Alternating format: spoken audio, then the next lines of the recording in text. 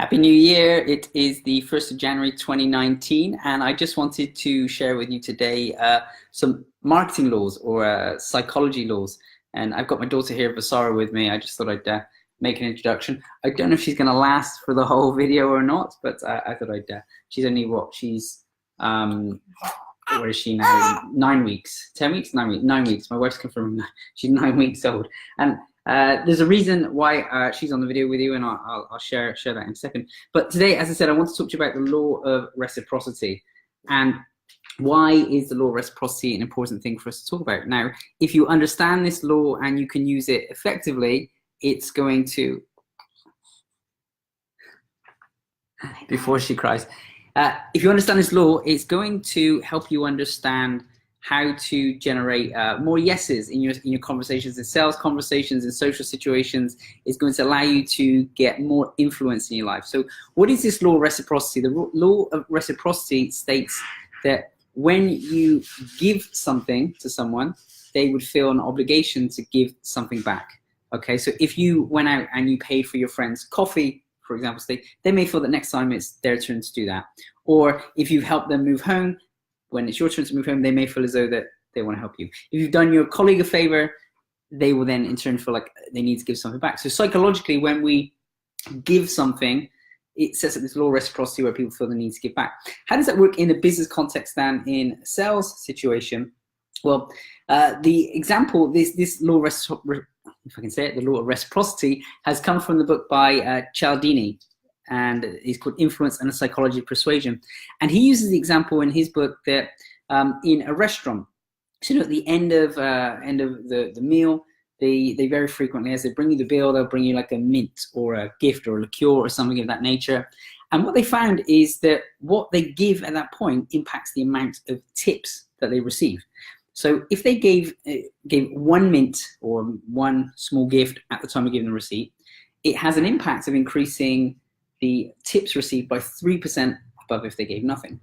And if they gave 2 mints at that point, they found that it increased tips not by double, but quadruple. Tips went up by 14%. So they increased 14% over what would normally be paid. Now, the really interesting thing, of course, it goes a step further, is in these experiments, they gave 1 mint, and then as the waiter or waitress was walking away, they said, oh, but I really like you people. And then they gave a second mint. That sent tips up by 23%. Now, what does this tell us in a business context? Is not only that giving something in advance sets up the law of reciprocity. People are more likely to want to work with you or buy from you or buy your product or use your service or agree to something you want to ask them to do and influence them to do. But it's also important about how you ask them. So when they gave the mints, you know, the second mint, they said, hey, we really like you. That increased tips even more because it was given in a sincere way. It was given like it was something extra for them. I think that's a really important piece. Now, why did I have my daughter in here? Because here's another thing. This is a little bit unique from the insurance company.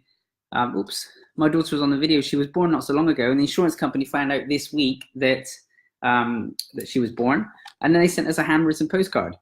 Now, doesn't necessarily mean I'm going to go out and buy more insurance with them and do more things with them, but I do feel more inclined to want to talk about who they are and what they're about. So OHRA. Now they've actually taken, this is a big business, and they've actually taken the time to handwrite a card and wish us, you know, good luck and best wishes with the birth of our child. It sets up me more of a feeling towards wanting to work with that company or do more business with them in future and in the longer term. Anyway, let me give you another example. I was just sharing this concept with a friend who was here a few minutes ago, and she came up with an example of how this has happened to her just this week.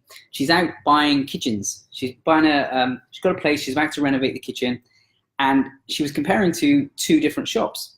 Now, one shop she went in and they were offering her the kitchen, and they've been very pushy. They're like, if you don't purchase today, it's gonna be more expensive, so you have to purchase today, you know, this is the deal, you've gotta make a decision now. And she felt a little bit pressured. She checked the next shop, and the next shop were very, very different in their approach. They were giving her information, telling her about the kitchen, and then she said she needed to think about it. And they very smartly at that point said, hey, well, that's okay, you take your time and think about it. And by the way, here's a gift for you. And they gifted her a Bosch blender, so as you blend her juices. This thing would retail maybe 100 euros, would maybe cost them 20 euros, 30 euros maybe, unless of course maybe even Bosch gifted it to them as a promotion. Who knows, it may not even cost them anything. But the interesting thing is, my friend ended up purchasing from the people who gifted her the Bosch blender, okay? And their kitchens were $1,500 more, right? Now, I'm not 100% sure if it was the case that the blender helped her seal the deal, but when I asked her, well, why do you decide between the two? She felt more inclined. She felt like these people who gifted her the thing, she felt like that they were nicer people. Now, it may be to do with the blender, it may be in their attitude, it may be something else, but psychologically, she felt this connection that they were better people from that point of view. So anyway, there's a few examples there of law of reciprocity. So when you give something in advance, and it's sincere and it's something that you kind of gifted in relation to that person, they may feel a need to want to buy something from you. A couple more examples of how this would potentially work in business context. You see frequently, if you go to someone's website, they may give you a free video or a free book or something of that nature, and you may then feel more inclined to want to buy their next thing or their next piece. Or you may go along to their free event or their free workshop, and then you may feel more inclined to buy their next piece. So, okay, I think that's probably enough today. But so the summary is law of reciprocity. You give something first. If it's unique, unexpected, even better. And that sets up a psychological need in the other person to give back. So my question for you, or my ask for you today is, what is that thing that you can gift in your business? What is the thing that you can give first and give sincerely? And have a play with this and see what happens. I'd love to get some great feedback from you about what a difference is made. Okay, it's been great speaking to you. Happy New Year, and we will catch you tomorrow.